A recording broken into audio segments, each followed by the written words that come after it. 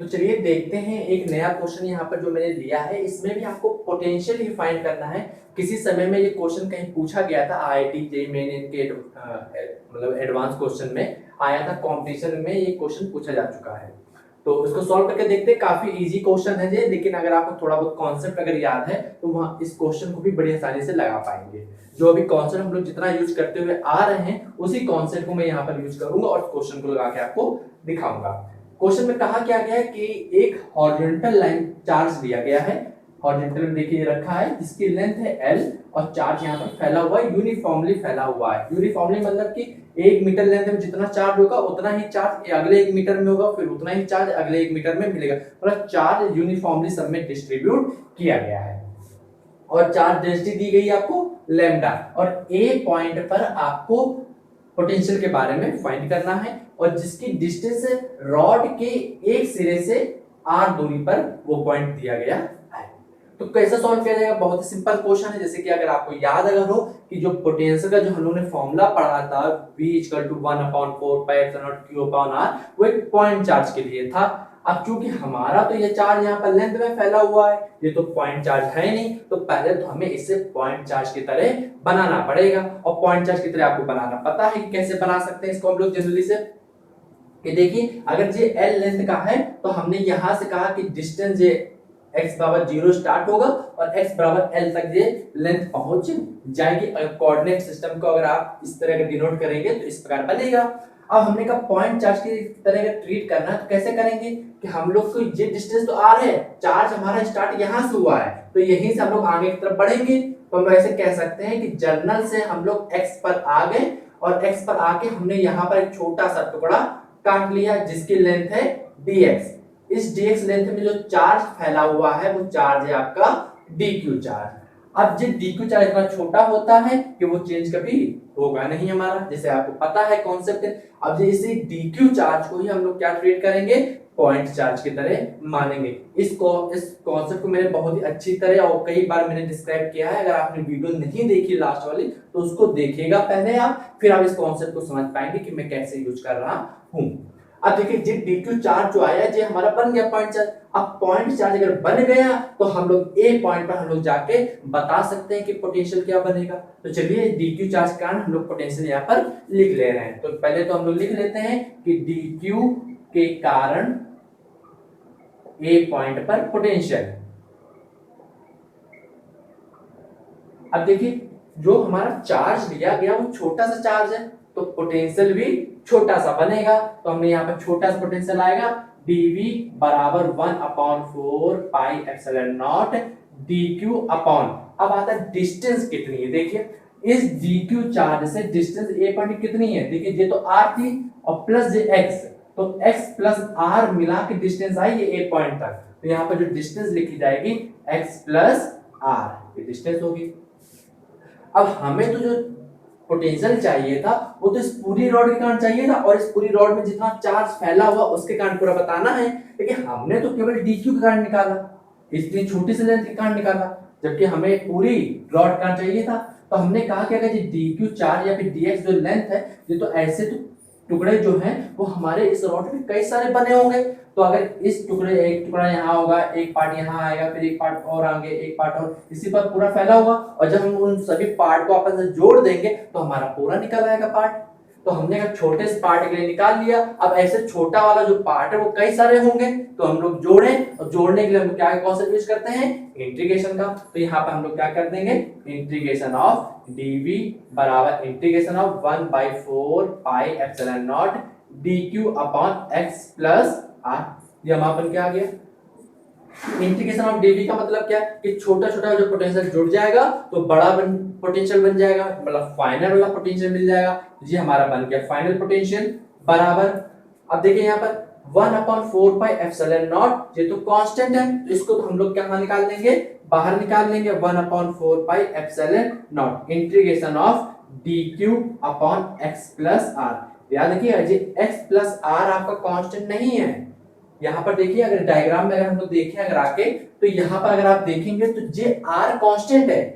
इस पॉइंट से रॉड का एक सिरे से ए पॉइंट तक की डिस्टेंस जो है वो कांस्टेंट है, लेकिन जो एक्स है वो कांस्टेंट नहीं है। क्यों? क्योंकि जो टुकड़ा अभी जो पार्ट हमने dx लेंथ का लिया है, जी यहाँ पर भी हो सकता है, थोड़ा और आगे जा सकता है, थोड़ा और पहले भी आ सकता है। मतलब जो x है ये वाला, ये x वेरिएबल है, ये x फ्लक्चुएट करेगा आगे पीछे के अनुसार। मतलब dq को जो पार्ट है उसके अनुसार x हमारा बढ़ेगा भी और घटेगा भी। तो x हमारा कांस्टेंट नहीं है, x हमारा वेरिएबल है, और वेरिएबल के साथ ये r लिखा हुआ, तो ये पूरा फैक्टर की आप एक तरह से वेरिएबल हो गया है। अब बात आती है dq, क्योंकि हमें तो यहाँ पर जब पूरी लेंथ का चार्ज पता था, dq तो हमें पता ही नहीं है, तो dq को हम लोग पहले निकाल लेते हैं। dq कैसे निकलेगा? अगर आपको याद हो, लैम्डा इक्वल टू होता है q अपॉन l, मतलब l लेंथ में चार्ज है q, तो dx लेंथ में चार्ज कितना है? dq चार्ज है। तो यहाँ पर ऐसे लिख सकते हैं lambda equal to dq upon dq charge हमारा पाया जा रहा है dx लेंथ में, तो dx, तो हमारा dq बराबर कितना आ गया? Lambda into dx। इस वाले पार्ट को हम लोग यहाँ पर लिख ले रहे हैं, तो चलिए लिखते हैं। v बराबर आ गया 1/4 pi epsilon not lambda, dq की वैल्यू कितनी है? Lambda into dx upon x plus r। अब ये देखिए कि जो dx वाला पार्ट है, ये पार्ट हमारा कहां तक जाएगा और कहां से स्टार्ट होगा। देखिए जो dx वाला पार्ट है, ये मैक्सिमम कहां तक मूव कर सकता है? x बराबर 0 केवल यहीं तक आ सकता है, इसके पीछे नहीं जा पाएगा क्योंकि हमारी रॉड है ही नहीं वहां पर। तो dx वाला जो पार्ट है वो केवल मूव करके x बराबर 0 तक आ सकता है। आगे तक कहां तक जाएगा? तो रॉड में हमारी कहां तक आई है? इस वाले सिरे तक आई है, x बराबर l तक आया, तो ये वाला पार्ट हमारा यहां तक केवल आ सकता है। मतलब x बराबर 0 से स्टार्ट हो सकता है और x बराबर l तक आके खत्म हो जाएगा। तो इंटीग्रेशन जो हमारा होगा, जो dx वाला पार्ट है वो मूव करेगा केवल x बराबर 0 से लेकर x बराबर l तक केवल मूव कर सकता है। अब देखिए यहाँ पर x तो हमारा वेरिएबल था, इसको तो हम लोग बाहर निकाल नहीं सकते। अब बचा क्या है? लैम्डा, तो लैम्डा हमारा कांस्टेंट है, इसको हम लोग बाहर निकाल सकते हैं। तो v बराबर आ गया lambda upon 4 pi epsilon not integration of x बराबर 0 से लेकर l तक dx upon x plus r। ये हमारा फैक्टर बचा केवल। अब हम कहें इस इंटीग्रेशन सॉल्व करना है हम लोग को, तो इस इंटीग्रेशन की वैल्यू अगर आपको डायरेक्ट फॉर्मूला याद हो तो वो फॉर्मूला हम लोग यहाँ पर यूज करेंगे। कौन सा फॉर्मूला होता है? इंटीग्रेशन ऑफ, यहाँ पर लिख लेते हैं यूजिंग फॉर्मूला।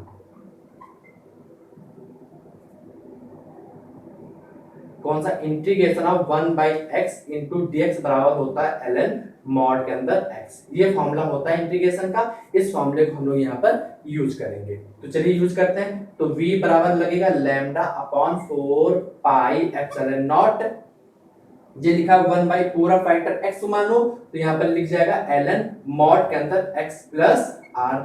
और फिर जब इसका इंटीग्रेशन हल कर लिया तो बचा लिमिट आया, तो लिमिट को भी हम लोग यहाँ पर ब्रैकेट में लिख लेते हैं ऊपर साइड, 0 से लेकर l तक जाएगा। अब हम लोग क्या करेंगे? इस लिमिट को इसमें पुट करेंगे। कैसे पुट करेंगे? v बराबर lambda upon 4 pi epsilon not, पहले लिमिट पुट होगी ऊपर वाली, याद रखिए लिमिट किस में पुट होगी? वेरिएबल वाला जो फैक्टर है उसमें पुट करेंगे। वेरिएबल वाला फैक्टर कौन सा था? x की r, तो x वाला वेरिएबल था, x वाला ही बार बार चेंज हो रहा है, तो x वाले में लिमिट केवल पुट करी जाएगी। तो एक बार पुट करेंगे हम लोग ln मॉड के अंदर x जगह एक बार पहले रखा जाएगा l, फिर लगता है माइनस ln, अब पुट करेंगे नीचे वाला फैक्टर तो 0 प्लस r। ज्यादा फैक्टर में यहाँ पे इसको इरेज कर दे रहा हूँ इतना पार्ट, तो हमारा ये निकल के आ गया। अब देखिए जो जी इक्वेशन लिखी हुई है, जो फॉर्मूला बना है log या फिर ln m अपॉन n बराबर होता है ln m minus ln n, ये फॉर्मूला होता है। देखिए ये पूरा फैक्टर लिखा है, जे m है जे n है, और इन दोनों को अगर अपॉन करके लिखा जाए तो इस प्रकार हम लोग लिख सकते हैं। तो इसको हम लोग फिर चेंज कर ले रहे हैं, v बराबर lambda upon 4 pi epsilon not ln mod के अंदर l plus r upon r। तो ये आपका निकल के आ गया पोटेंशियल a पॉइंट पर, जो कि निकल के आया है हमारा। तो ये हमारा आंसर हो गया।